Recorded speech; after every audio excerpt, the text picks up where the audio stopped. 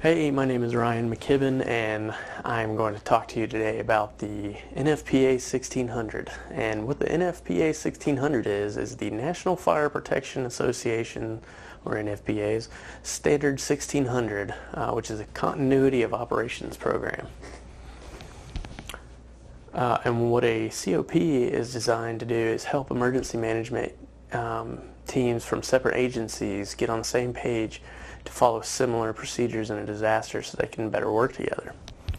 It does so by taking into account the different levels of responsibility by federal, state, local, corporate, and even tribal and indigenous disaster response teams.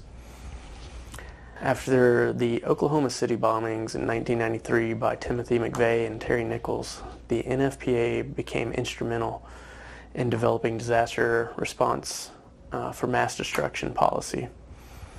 The NFPA 1600 was used to assess the disaster response after the attacks on 9/11 by the National Commission on Terrorist Attacks upon the United States, otherwise known as the 9/11 Commission. The NFPA was adopted by the Department of Homeland Security in 2003 and has been used as the gold standard on disaster response by most of the U.S. government agencies.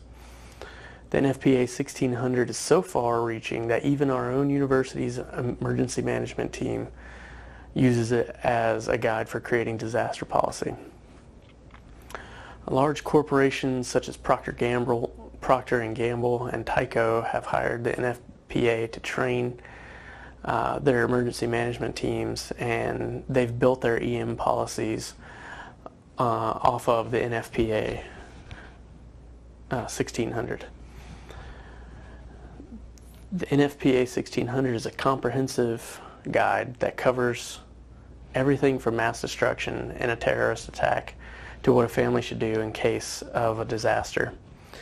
And again, it describes the duties for each level of emergency management. Without anything like the NFPA 1600, getting separate agencies to work together in a cohesive fashion after a disaster would be chaos.